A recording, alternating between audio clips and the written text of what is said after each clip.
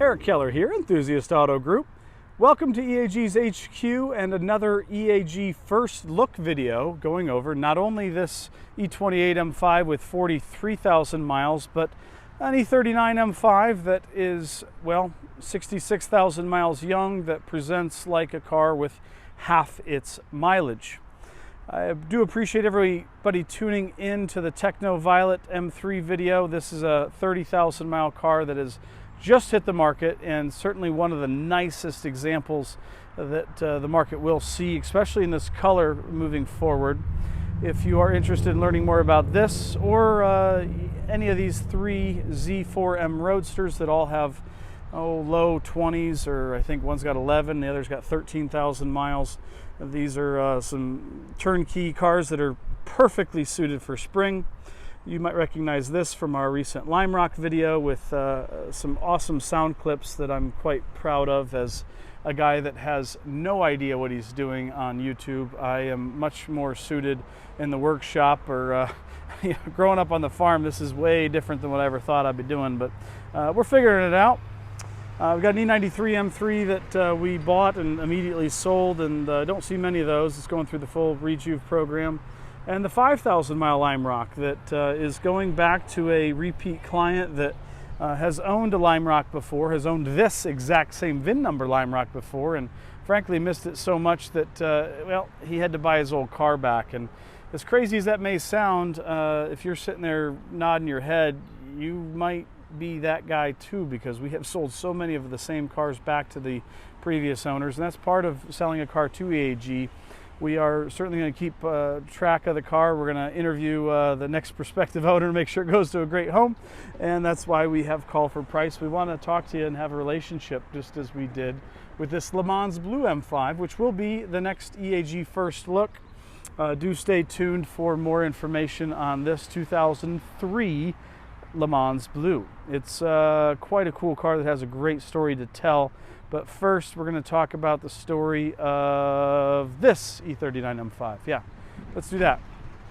It's a two-owner car, and the most recent owner is a repeat EAG client that has purchased a really sweet M1 from us, Valencia Orange.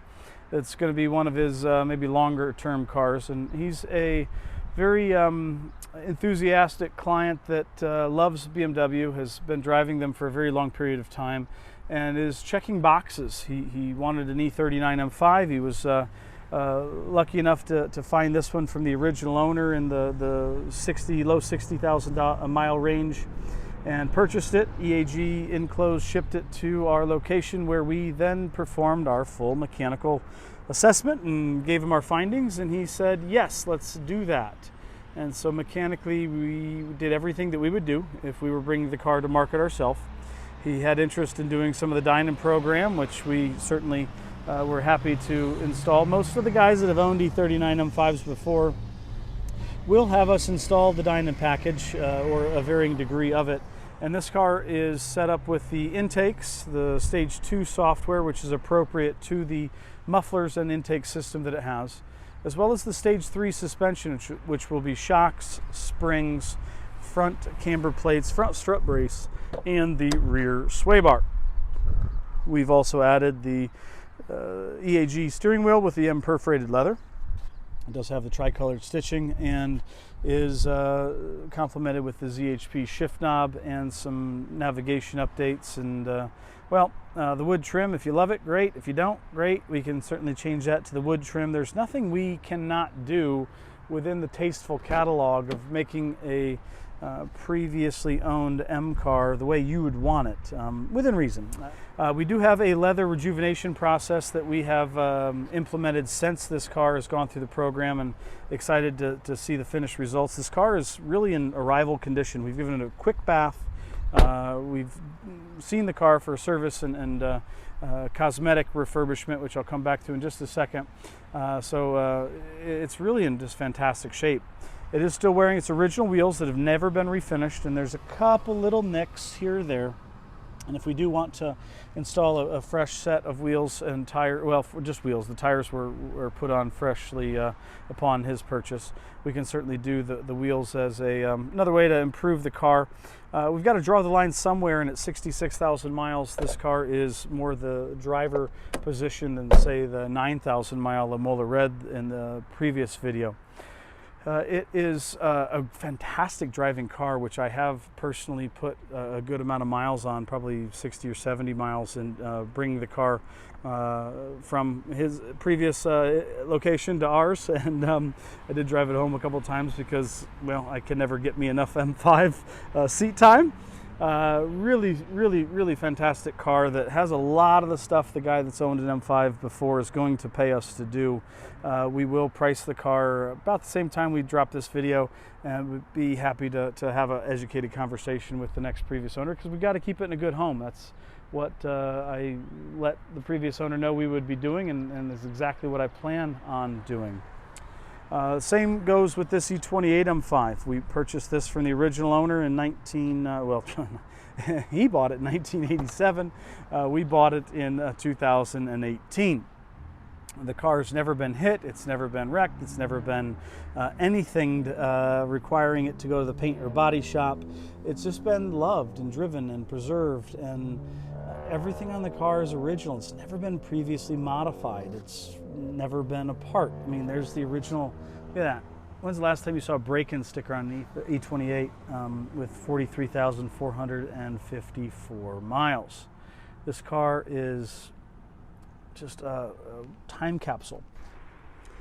The best part about these two M5s is this power plant. These power plants, to be clear. I guess going from old to new, the S38 B35, which is the direct descendant from the M88 out of the M1, this engine really started it all for me personally, and the love affair I still have today with this brand. And driving an E28 M5 is the reason that I started Enthusiast Auto Group in my college dorm room 20 years ago. Hitting wide open throttle on this thing, if you've not done that, well, you're missing a vital part of the Bmw M everything, because just go do it, or have a ride with somebody that owns one of these, and you'll understand what I'm talking about. This car is so much fun to drive, and so much fun to drive really fast. I'm very happy and fortunate to have just returned from running my Sport Evo M3 E30 around a track last weekend, all day on a Sunday open lapping day, and driving that engine, which, yeah, okay, it has 2 cylinders cut off, but man, does that thing just absolutely rip, and it's so much fun. I really fell in love with that car all over again, just as I did with this car, driving my first one back from good old Louisville, Kentucky in 2000. So the E39 M5 S62 engine needs no introduction. It is the engine that Dinan had the most development money into, to the best of my knowledge. Correct me if you know otherwise. They did run this in the Daytona prototype, and Bmw and others contracted Dinan to build them a heck of a Vanos Delete S62 that they ran in those DP cars. 3 Z8s were actually retrofit with retired rebuilt motors, of which we had one. This engine, with a little bit of breathing apparatus from Dinan, certainly is worth the extra dollars, and most of the guys that have owned an E39 M5 that are buying them from us, which is just about all of our E39 M5 buyers, will commission EAG to add some Dinan bits, and this car already has most of the stuff that most of the guys are going to want to do. And I do find that as a nice selling point on a car that has 60, actually I think it's 66 and change miles, to be clear. Give you a little closer look at the EAG steering wheel that we've done. 66,465 miles is our current reading, and the changes don't have to stop there. If there's any other personalization items that you'd like to add, we can certainly do that and build the car to suit, as we do with all of our clients. But we've got intake, we've got the stage 2 exhaust, we've got the tower brace, and we do have the S3 suspension, which is going to be the shocks, the springs, and the camber plates up front with the rear sway bar. The front sway bar is only recommended when you're running a square setup, which will give you more traction on a track. This is still running the staggered setup, but I have found that when you do run the square setup, you do get a bit more tram lining, and the car becomes a bit more busy and a bit more M3-like in its just mannerisms. And this is not an M3, it's an M5. It's for cruising, and the staggered setup does drive the highways and overall cruising a lot better than the square setup, in my personal opinion. Feel free to disagree if you feel otherwise. I'm sure that will not be a problem. Everybody's got an opinion, and I certainly have learned a lot from others along the way to get to where we're at. This E28 M5 and those that have educated us along the way. Shout out to Reagan Clark, the curator of one of the 2 curators of the Bmw M Registry.com. If you've not registered your M car with the M Registry, you certainly should. He's got a lot of cool information and a very accurate amount of information on each of the M car models. He prides himself on being very, very technically on point, and I have learned just a massive amount just from reading that website. So bmwmregistry.com if you've not been on there before. You may recognize this car, and yes, I know they do all kind of look the same, being all black on tan for the US, outside of just a handful of the black on black examples. But if you went to the vintage in 18, you would have witnessed this M5 in person. So I guess we purchased this car a little longer ago than I recall. We did drive this car about 1,000 miles down to vintage, and went from the 42 to the 43,000 miles. Sold it to a client in San Diego that does have quite a large collection.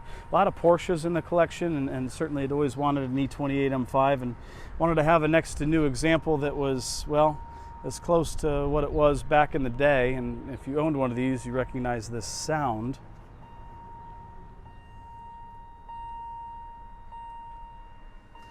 It is a super nice, super original, no stories, always loved, always garaged, just, well, fantastic car that will not disappoint the pickiest of picky collectors. You can drive it and enjoy it as well.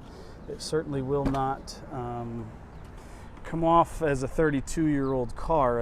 It's certainly clear, I expect, in the video, and certainly the driving dynamics, which I did take the car around the block here as soon as it arrived, which this car just came in from California. It was on one of our Facebook posts here just a couple days ago.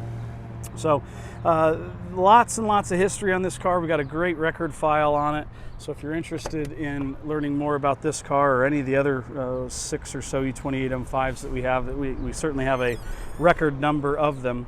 We do always pre-wire for the chargers, just knowing that we want to keep these cars in ready to use, enjoyable shape for the next guy. But we'd love to share info on any of these E28s with you, and thankfully have no shortage of them, which is quite rare. And that's actually the opposite case with the E39s. We do have a shortage of them. This is going to be the fourth example now on the website. So we were down to 1 just a couple days ago, and now we're back up to 4, and hopefully 5, 6, 7, 8. We'll see how long they last. This car is certainly one of the nicest examples that EAG's acquired for the mileage. It all starts with buying the right car from the right previous owner. We do have a very thick binder of service, and I don't know if there's 10 or 12 or 15 pages of stuff that we've done to this M5. There it is. That's what I was hoping for. As soon as he gets the car all dialed in and just right, and everything the way he wants it, how many people can relate to that? it's time to start looking for the next car, and the next guy gets to benefit from all that hard work and effort and energy. That is the opportunity I am presenting to you now. Pricing will be determined probably by the time I post this video, so if you're interested in learning more about the car and want to have a conversation about putting this one in your stable, certainly reach out, and I'd be happy to have that conversation with you in person, because I do want to get to know the next owner and know that the car is going to a great home, because that's exactly what I told the previous owner we would do. And that's the exact same case with the original owner of the E28 M5 here, as well as the one subsequent from that. Keeping them in great homes is what EAG is all about, and certainly take a lot of pride in doing exactly that. So yeah, that's, I think, a good EAG first look at the E39 M5 and the E28 M5. Do stay tuned for another video coming very, very soon on that Le Mans Blue M5 and two other E28s that have just arrived, or sorry, E39s that have just arrived, that we'll be doing the first look videos on those too. So again, thanks for tuning in. Subscribe for more. See ya.